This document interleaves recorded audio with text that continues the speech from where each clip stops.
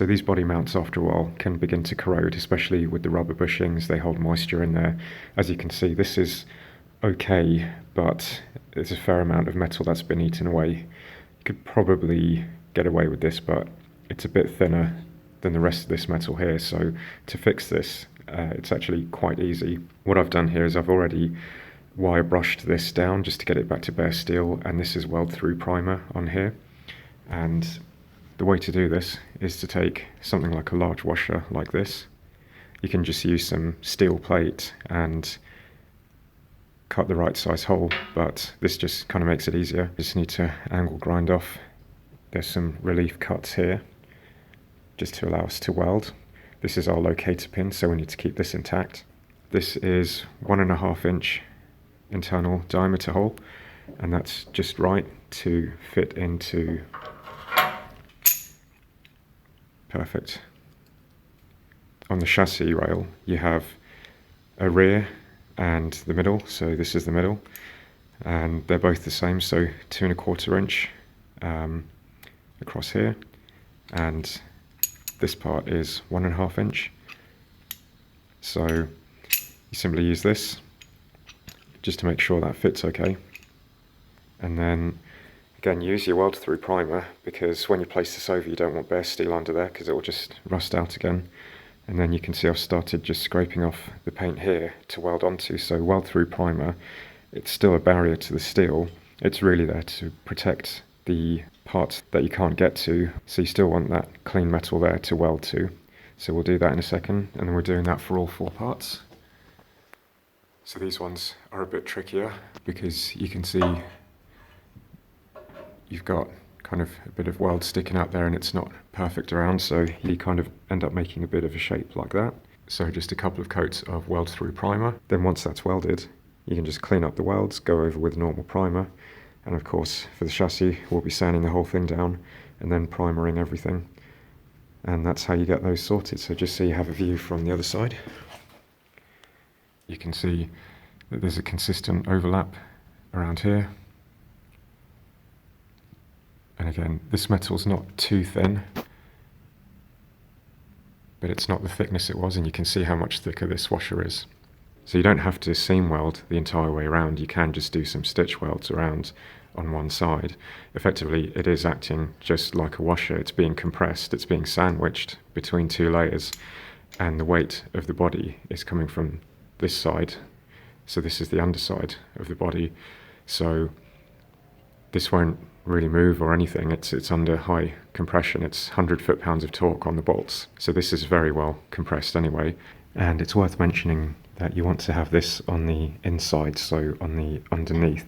If you have it on the top side towards the body, then that will act as a shim and it will lift the body up by that much. So you always want to have this on the underside.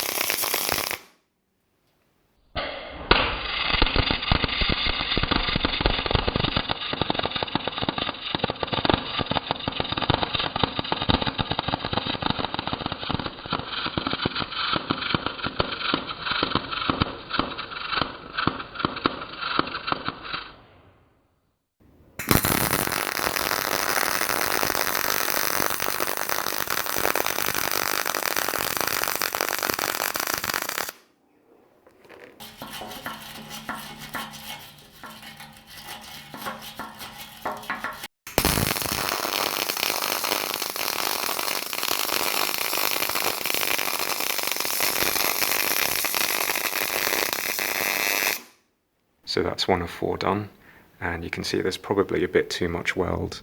I only intended to do these kind of short bits. This one was too close to this one, and then here I thought I'd take advantage of being able to weld onto this lip. Again, this doesn't need to be mega strong. As I said, it's sandwiched anyway, but this definitely is not going to go anywhere. And we're happy with the weld penetration. As you can see from the marks here. I was thinking about seam welding around here. Now there's obviously a gap and moisture can get in there. What I'm thinking of doing is, because it's quite a rough surface from the corrosion, there's still, even if it was hammered flat, there's still a high chance of ingress from moisture. What I might do is use something like chainsaw oil from like a spray can, so WD-40, sell those in spray cans, and then just try and squeeze as much in as possible just to sit between these two sandwich plates. Even though the weld prime is there, you know, it's still nice to have a backup. So if there's a film of oil left over within there, that just kind of creeps into all the kind of areas. I'd be a lot happier with that. And in terms of bushing fitment, so this is the top one, and this goes in through here. So that's nice, and there's a bit of movement. But this is actually slightly smaller than the factory hole, so we have even less movement than with the factory. So that's perfect. And then the cup side goes here, and that's an interlocking bushing there, and then you have your bolts. And there you go. You need to just clean this up a bit. Remove, there's a couple of bits of weld that popped over there, so we'll just file those down flat. Those wouldn't be a problem if you had rubber mounts, but these are solid bushings. And then just clean these up, primer, paint. But before that, I've got the other three to do.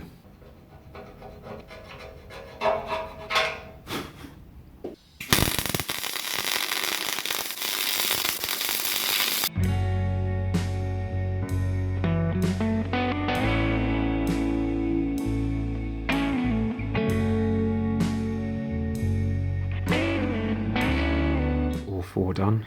Not the best welds, but no, tack welds effectively would do the job. And the main thing is that we have penetration on the other side, so the welds are good and solid.